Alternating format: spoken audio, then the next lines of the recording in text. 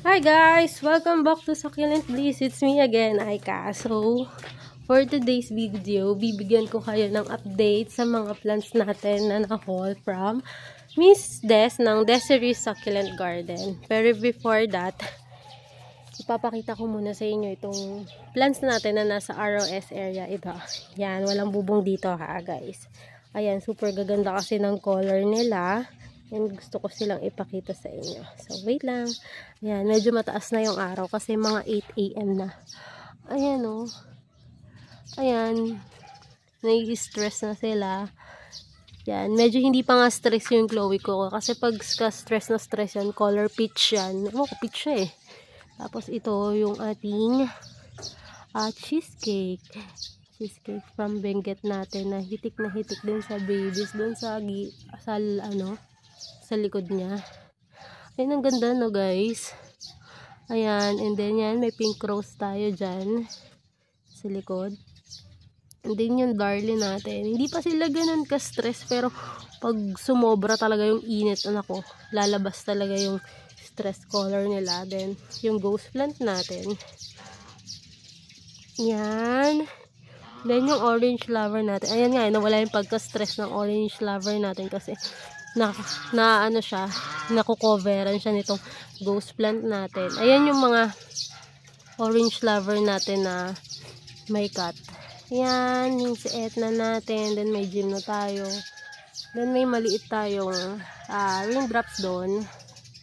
Yung melon natin. Yan o, ganda ng color nila. Yung nasa taas na rack na yan. Super ganda. Yan. Yan.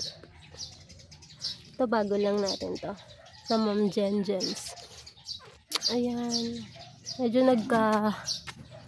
sunburn lang si Alice. Pero okay na siya ngayon. Alam niyo ba guys, kahapon, nag-aayos ako dito kasi nilalagay ko to dito. Tapos, medyo lumapit ako. Super bango nito si Alice. May candy. So, ayan. May stress na din si Purple Haze natin. Yung Ghost natin. Yung Marcos. Yan.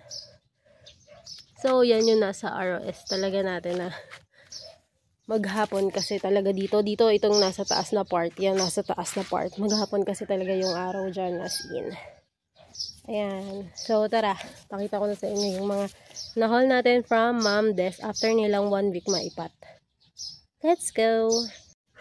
So, dito guys, dito yung natin, yung tatlo natin, si Joyce Tuloch, si Jelly Bean, and then si Blue. Ito nyo, may papel ako. Yung list ko kung sino yung mga nabili ko kay Mom Des. Yan. Ayan sila. Okay naman sila na nadiligan ko na din to. Yan, may kapit na din sila. Yan. And yan, 8 AM, may araw na sila dyan. Actually, kanina hanggang dito yung araw niya. Pero ngayon, ayan o, parang half na lang yung araw nila. And hindi naman nawawala yung color ni Jelly Bean. So, okay lang siya dyan. And then, sinong next natin? Si Teddy Bear. Wait lang. Si Teddy Bear is nasa loob ng rock. Ayan, wait lang. Pasok lang yung, ayan o. Dyan, dito ko siya nilagay. Kasama niya yung mga malapit sa kanya yung apricot natin and yung ibang Gymnos and Kiko and Howard. So, nandiyo dyan sa gilid. Sitting pretty siya dyan. Yan. Okay naman siya. Though wala pang kapit yung ugat niya. Parang hindi pa siya nagkakaroon ng maraming ugat. And then, si Ducktail. Nandito yung ating Ducktail. Dito ko nilagay. Ayan yung araw niya. Pagka 8 AM. Ayan. Brightly shaded siya. Pero, may araw naman siya. May morning sun siya. Yan. And then, ito yung string of pearls natin. Dito ko nilagay. Ayan. Yung may pa-effect natin dyan na. Yan. Ilagay ko siya dyan. And ito guys pala. Dito natin nabili kay Ma'am Des. Pero pakita ko na lang. Ito kasing bathtub na pot na yan. Yan. Yung bathtub na pot na yan. Nabasag yan dito. Ayan o. Ginawan ko na lang ng paraan. So, nilagyan ko ng basag na terracotta pot para maging ganyan. Tapos, ayan, total trailing din naman tong si Major. Siya yung nilagay ko dyan para may umaapaw effect din. Lang yan, kawad-kawad lang yan guys. Ginawan ko na lang ng paraan yung para may maisabit ako dyan. And then ito, galing din kay Ma'am Des tong si ganzo natin. Ayan. Hindi ko alam kung may kapit na to. Konti pa lang yung niya. Yung ugat niya. And then nandito si Fred Ives. Si Fred Ives kahapon nirepat ko. Tinaob kasi siya ng manok. Pero may roots na siya guys. Yan, sino ba? Si Orange Lover. Uy, nasa si Orange Lover? Ayun pala. Katabi siya ni Fred Ives. Yan, dito siya. Morning sun din siya guys. Ayan yung itsura niya pag morning, 8 AM. Ayan o. Yan. Ganda niya, diba?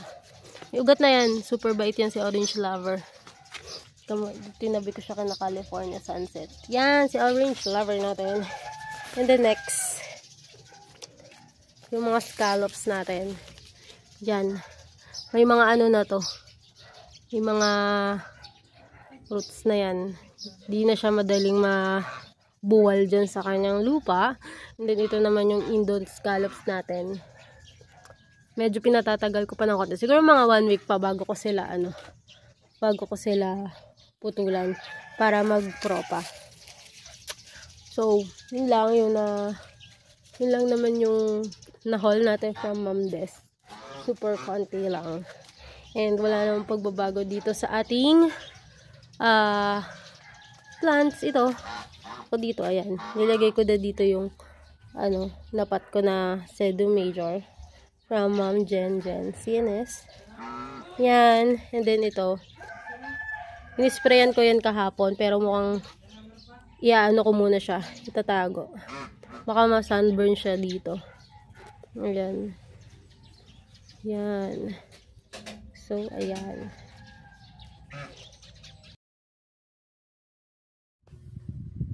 Guys, samahan nyo ako ngayon na mag-spray ng 7 insecticide dito sa ating mga plants.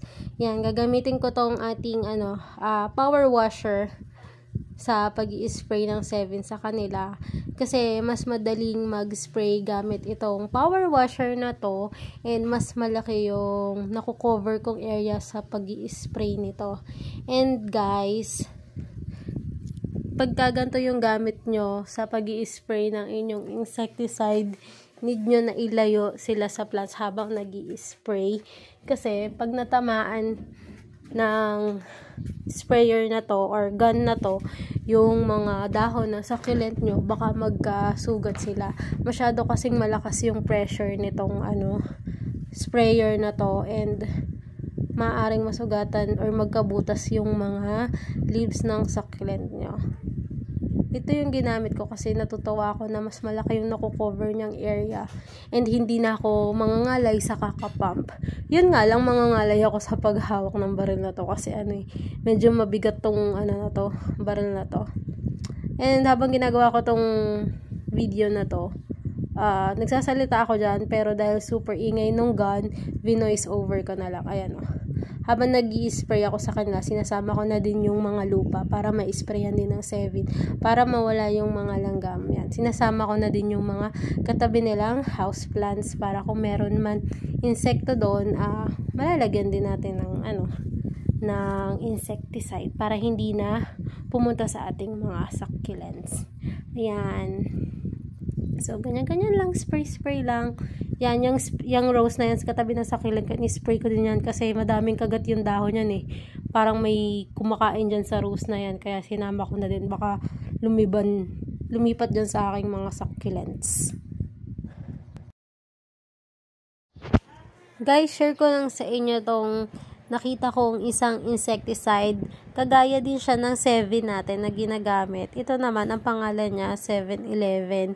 And upon research, pareho lang sila ng active ingredient and din siya, insecticide para sa mga kumakagat and kumakain sa ating mga succulent and other halaman and crops.